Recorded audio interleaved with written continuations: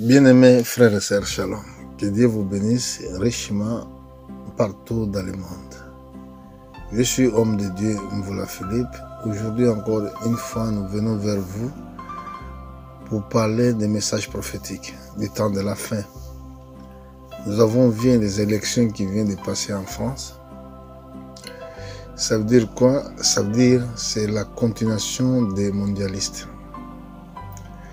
Bon, quand nous voyons que les mondialistes qui continuent au pouvoir, ce qui voulait dire que nous sommes réellement au temps de la fin. Parce que tous ces hommes-là ont dans leur tête une seule idée de donner le pouvoir au diable.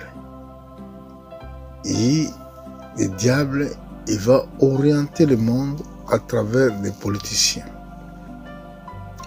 C'est pour cela, dans le temps de la fin, nous allons voir qu'il y a un débloc.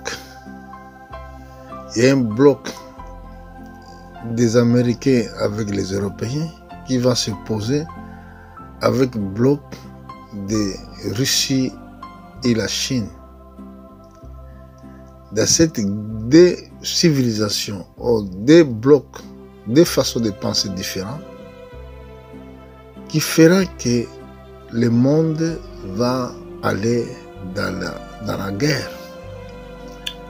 Et moi, étant qu'homme de Dieu, je viens vous alerter tout simplement et que les chrétiens doivent être prudents. Nous avons la civilisation que le Seigneur Jésus-Christ nous a accordée. Comme la Bible dit, l'homme ne vivra pas de pain seulement, mais de toute parole qui sort dans les bouches de Dieu. Et c'est comme vous avez réalisé vous-même.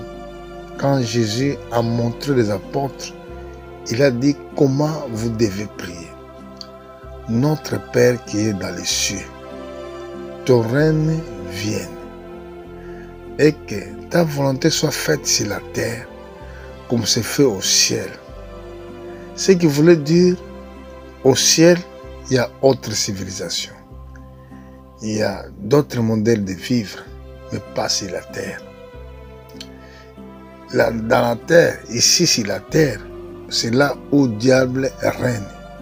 Si vous regardez dans le livre d'Apocalypse chapitre 12, au verset 9, 10, quand Satan sera jeté sur la terre, même qu'il existe déjà sur la terre, la Bible dit, nous allons lire cela, lisez-la avec moi, dans le nom de Jésus-Christ. Je lis les Écritures. Il fut précipité le grand dragon. Je commençais vers verset 9.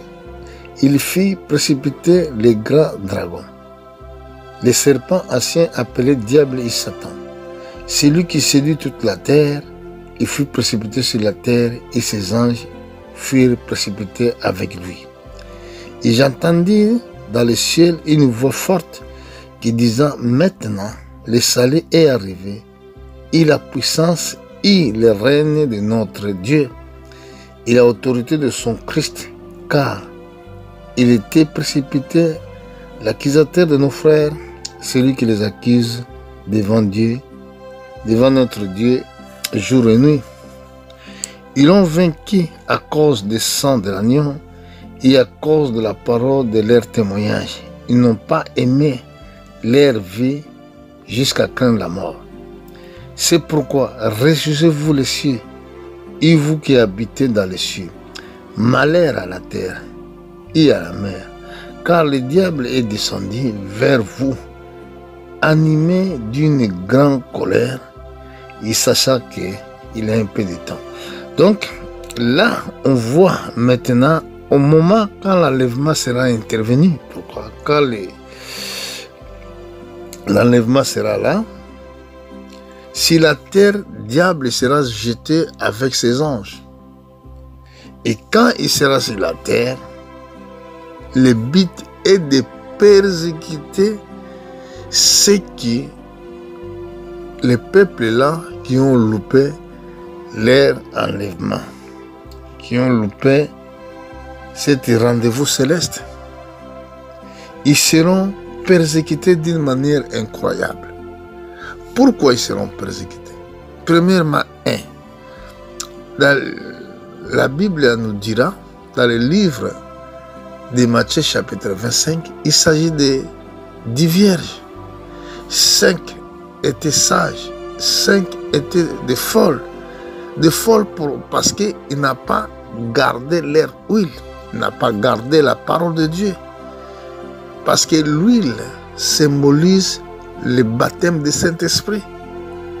Ces 5 folles, quand on parle de 5, il ne s'agit pas de plusieurs, mais il s'agit le mystère des 5 continents.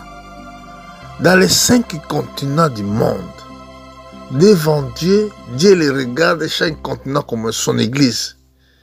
Et dans 5 continents, que la parole de Dieu a été envoyée, il y a des chrétiens qui sont sages, il y a des chrétiens qui sont folles.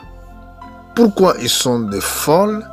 Parce qu'ils oublient la vie. Où vient la vie? Qui est auteur de vie? C'est Dieu. Ils ne croient pas à la parole. Ils croient dans leur science. Ils croient dans leur intelligence, dans leur capacité. Ils oublient que l'homme ne vivra pas du pain seulement, mais de toute parole qui sort de la bouche de Dieu. Et Satan, il a rentré dans le monde à travers de faux enseignements dans les écoles. Et ce qui fait que Dieu ne peut pas être là, dans ces endroits-là où Satan règne. Mais Dieu, il appelle son peuple à sortir, il appelle son peuple à rester ensemble avec lui dans la parole de Dieu. Et voilà pourquoi ceux qui vont rester, ceux qui ont négligé la parole de Dieu, ils seront persécutés. Je vais lire au verset 13. Là, nous avons, au verset 13, la Bible dit, quand le dragon vit qu'il avait été précipité sur la terre, il poursuivit la femme qui avait enfanté l'enfant mâle. Et les 2 ailes du grand dragon, du grand aigle, fut donné à la femme afin qu'il envole au désert vers son lieu où il est nourri un temps, des temps et moitié du temps, loin des faces du serpent. Il s'agit que cette femme, il va voler au désert. Cette femme, c'est l'église, les croyants qui ont loupé l'enlèvement. Mais ils seront persécutés où? Si vous regardez bien en Europe, c'est très, comment je dirais, je ne sais pas. Ça, c'est l'Apocalypse. Donc, les gens qui enseignent l'Apocalypse, ils reçoivent la révélation prophétique. Donc, quand on dit la femme, personne ne comprend.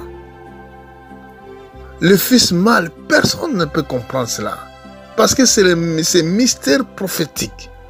Comme Dieu avait dit au Daniel, à son serviteur Daniel, toi Daniel, scelle cet livre, cache-les dans d'autres terres, jusqu'au temps de la fin. Plusieurs alors les liront, et la connaissance augmentera. Là, il s'agit des fils mâles. Que veut dire fils mâle?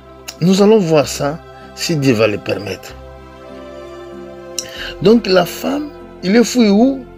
Dans le désert.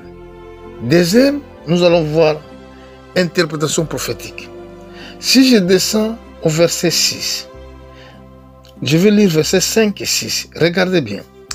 Il enfanta un fils qui lui doit paître toutes les nations avec une vierge de fer. Et son enfant fut enlevé vers Dieu et vers son trône. Donc ça, c'est l'enlèvement de l'Église. Ça, c'est l'enlèvement de l'Église. Et la Bible dit au verset 6, la femme fuit dans le désert où il avait un lieu préparé par Dieu afin qu'il soit nourri pendant 1260 jours. Mais quand on voit les chiffres qui est marqué là, 1260 jours, si je descends vers verset 11, quelle nourriture il s'agit? Je vais lire au verset 3. Je donnerai à mes deux témoins le pouvoir de prophétiser revêtis des sacs pendant 1260 jours. Ce sont les deux oliviers, les deux chandeliers qui se tiennent devant le Seigneur de la terre. Ça veut dire qu'il y a mystère de deux prophètes qui vont prêcher à Israël. C'est pour cela que je dis que l'Église sera commencée à être persécutée ici en Europe. Faites attention les croyants. Si vous regardez au chapitre 18, dans le livre de l'Apocalypse, nous allons aller là, avant que nous retournions vers ce que nous sommes en train de lire. Dans le chapitre 18, qu'est-ce que la Bible nous dit? Regardez, quand il va tomber, il s'agit des armes nucléaires. Après cela, je vis descendre du ciel une autre ange qui avait une grande autorité. Et la terre fut éclairée de sa gloire. Il a crié d'une voix forte, disant, il est tombé, Babylone la grande. Il est devenu une habitation de démons, une rupture de tout esprit impur, et des repères de tous les oiseaux impurs et odieux. Parce que toutes les nations ont bu du vin de la fureur de son impudicité, et que les rois de la terre se sont livrés avec elle à l'impudicité, et que les marchands de la terre se sont enrichis par la puissance de son luxure. J'entendis du ciel une voix qui disait, sortez du milieu de mon peuple, afin que vous participez point sur ces péchés et que vous n'ayez point de la part de ces fléaux. Ici, la Bible nous appelle de sortir. Ici, la Bible nous appelle pour sortir. Parce que l'endroit, la femme que la Bible parle ici, qui appelle le nom de Babylone, c'est l'Église catholique, c'est Vatican, c'est l'Europe. La voix forte des anges qui disait ici, Babylone la grande est devenue habitation de démons. Donc, cette Babylone, si vous regardez au chapitre 17, au verset 5, il s'agit d'une église. Regardez, c'est écrit. Si on regarde au verset 1, puis un de sept anges qui tenant les 7 coupes vient, il m'adressait la parole disant, viens, je te montrerai le jugement des grands prostituées qui est assise sur les grands eaux. C'est avec elle que les rois de la terre se sont livrés à l'impudicité et du vin de son impudicité, que les habitants de la terre y sont enivrés. Il m'a transporté en esprit dans un désert et je vis une femme assise sur une bête escarlate pleine de noms de blasphème, ayant 7 têtes et 10 cornes. Vous voyez? Il est assise où? Sur la bête. Cette bête est l'identification de Satan. Vous comprenez? Pourquoi nous allons voir ça en devant? La Bible dit, cette femme était vêtue de pourpre et d'escarlate et apparut d'or de pierres précieuses et de perles. Il tenait dans sa main une coupe d'or remplie des abominations de l'impureté et de sa prostitution. Sur son front était écrit nom mystérieux, au nom, c'est écrit un nom, un mystère. Babylone la grande, la mère d'impudique, de l'abomination de la terre. Quand on l'appelle impudique, parce qu'il se prostitue avec les rois de la terre, mais c'est une église. C'est ça qui sera détruit au temps de la fin. Parce que si vous suivez les informations, vous allez voir que qui a activé le nouveau ordre mondial? C'était Pape. Alors, c'est lui qui est auteur de toutes les abominations de la terre. C'est cette église-là. Et que la Bible dit, regardez ce que la Bible nous dit, que Dieu m'aide par essayer d'expliquer toutes ces choses. Lui, dans cette église, si vous regardez, cette femme était vêtue de pourpre. La Bible nous dit encore, c'est lui. Regardez, c'est l'église catholique en l'an 325 dans le conseil de Nicée. Il a tué plus de 61 millions de croyants dans le monde entier. Et c'est pour cela ici, la Bible dit, il m'a transporté en esprit dans le désert. Et j'ai vu une femme assise sur une bête escarlate pleine de noms de blasphème, ayant cette tête et 10 cornes. Cette femme, il est vêtu de pourpre escarlate. Il a paru d'or, de pierres précieuses et de perles. Il tenait dans sa main une coupe d'or remplie des abominations de l'impureté et de sa prostitution. Où ça s'écrit, j'ai vu cette femme,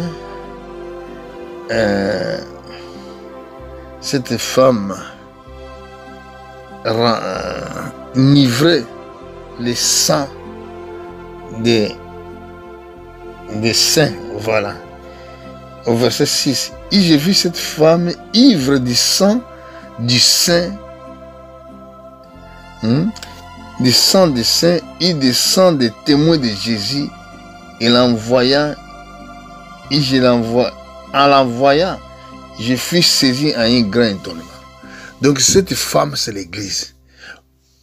Il est maire de tous les prostituées. C'est lui qui est maire de toutes les dénominations, toutes les églises. Toutes les églises que vous voyez sont sorties à Rome.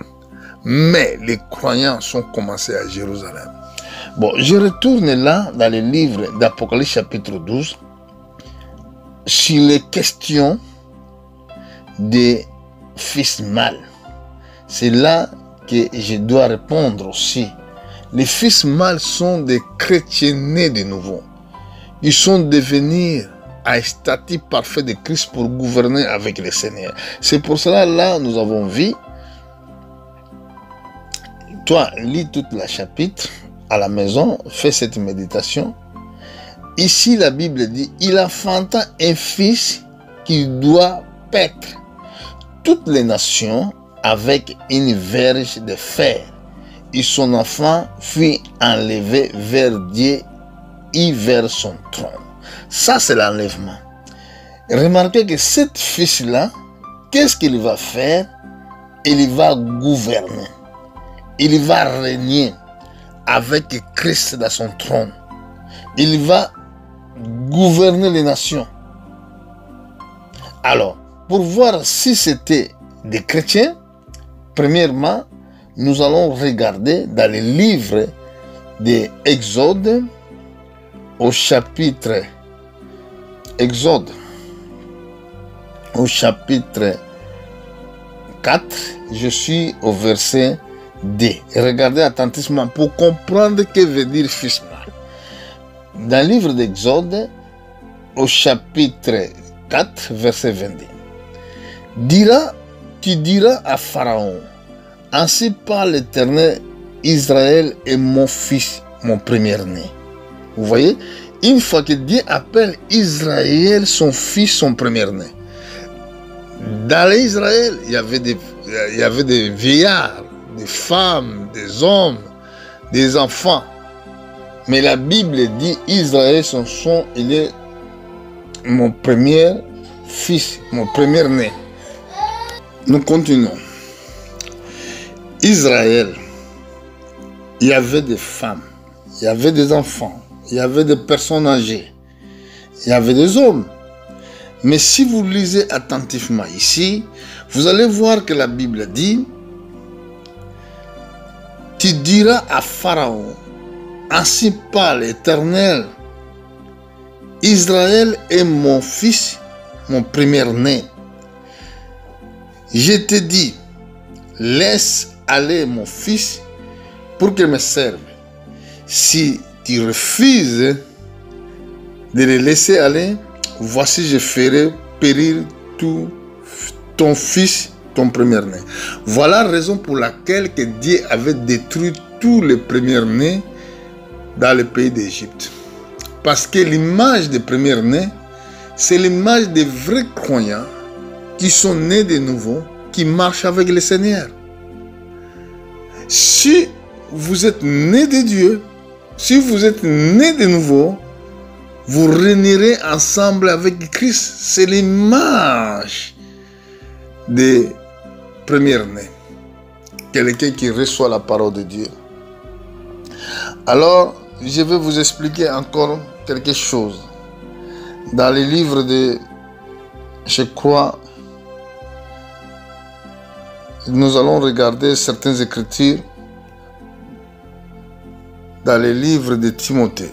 Nous sommes dans le livre de Timothée au chapitre 2, verset 11. Cette parole est certaine. Si nous sommes morts avec lui, nous vivrons aussi avec lui. Si nous persévérons, nous régnerons aussi avec lui. Si nous le régnons, lui aussi nous régnera. Si nous sommes infidèles, il demeure fidèle, car il ne peut se régner lui-même. Voilà, frères et sœurs, les croyants, ils vont régner ensemble avec Christ dans les cieux. Nous avons, Dieu nous a donné le royaume des sacrificateurs. Nous sommes dans ce royaume qu'on appelle le royaume des sacrificateurs. Et c'est pour cela que nous devons faire très très attention de régner Christ. Quand vous régnez la parole de Dieu, quand vous doutez de ce que Dieu dit, c'est là que vous êtes en train de régner la parole de Dieu. Et je parlais pour le fils mâle. Le fils mâle, c'est l'Église, c'est les croyants qui sont nés de nouveau, qui ont converti leur marche, qui marchent avec le Seigneur. Donc, regardez, c'est eux qui vont régner ensemble avec Christ. Je ne sais pas si je peux trouver cette verset, je crois, au chapitre 2. Chapitre 2 dans le livre de l'Apocalypse.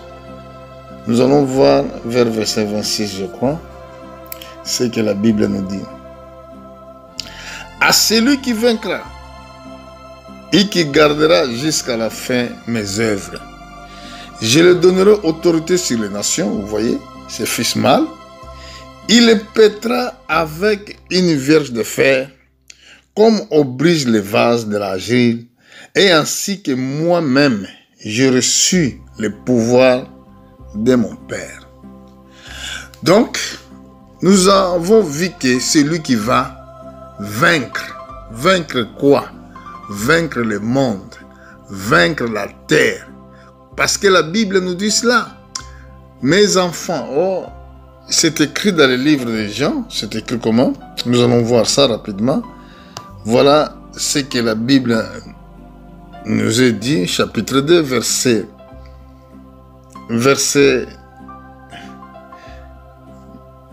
1 Jean, chapitre 2. Je suis au verset 15. N'aimez point le monde, ni les choses qui sont dans le monde. Mais si quelqu'un aime le monde, l'amour du Père n'est pas en lui. Car tout ce qui est dans le monde, la convoitise de la chair, la convoitise des yeux, l'orgueil de vie ne vient point du Père, mais vient du monde. Et le monde passe et sa convoitise aussi. Mais celui qui fait la volonté de Dieu demeure éternellement. Voilà. Et c'est pour cela, si vous regardez attentivement dans les livres d'Apocalypse, au chapitre 12, nous allons voir que les vrais chrétiens qui furent enlevés vers Dieu dans les cieux, la Bible déclare au verset 11, ils l'ont vaincu à cause du sang de l'agneau et à cause de la parole de leur témoignage. Ils n'ont pas aimé leur vie jusqu'à craindre la mort. Donc les croyants, ils doivent abandonner cette vie terrestre. Tu ne peux pas être ami du monde, être en même temps ami de Dieu, c'est impossible. Il y a des gens qui sont conduits dans les visions des politiques de ce monde. C'est ça la marque de la bête. Parce que les chrétiens, les croyants, ils sont conduits par l'Esprit de Dieu. La Bible dit que quand le Saint-Esprit viendra sur vous, il vous conduira dans la toute vérité. Ça veut dire que le Saint-Esprit, c'est lui qui nous conduit. Et quand le Saint-Esprit nous conduit vers Dieu, vers sa parole. Et les hommes qui sont conduits selon la politique du monde, ils sont en train de croire aux hommes. La Bible dit que tout homme soit reconnu comme menteur, mais seulement Dieu soit reconnu vrai. Il s'est écrit encore, maudit soit l'homme qui confie à un homme, qui met la chair son espoir. Il détourne son cœur au Seigneur ou à l'Éternel. C'est ça qui dit les Écritures. Et c'est pour cela, frères et sœurs, dans les temps comme ceci, les sages se taisent. Voilà pourquoi nous avons vu les mystères. Là, tout à l'heure, nous avons vu les mystères des fils mâles. Les fils mâles sont des chrétiens nés de nouveau, qui vont régner avec Christ. Et dans le livre de Timothée, la Bible nous dit, si nous persévérons avec lui, nous régnerons aussi avec lui. Pour régner, tu dois persévérer. Persévérer où il y a des problèmes, où il y a des tentations. Nous devons persévérer pour régner avec lui.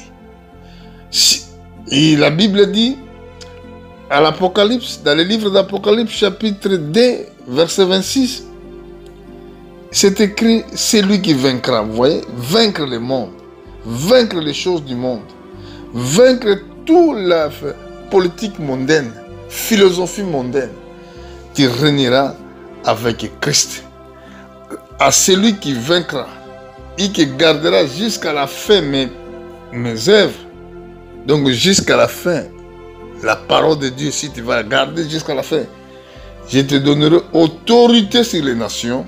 Voilà, c'est là que nous allons régner. Nous allons régner sur les nations.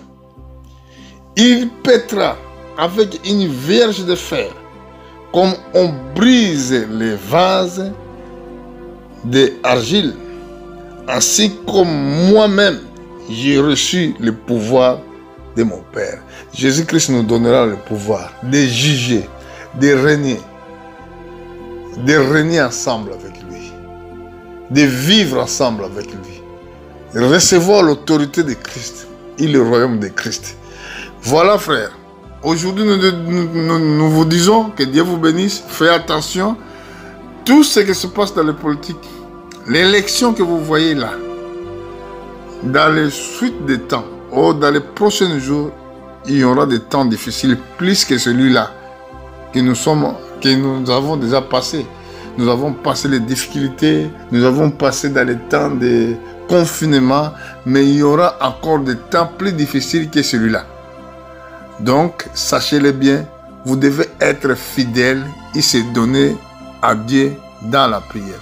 Que Dieu vous bénisse. Nous reviendrons dans les prochains jours pour vous apporter encore la parole de Dieu. Merci beaucoup et à bientôt.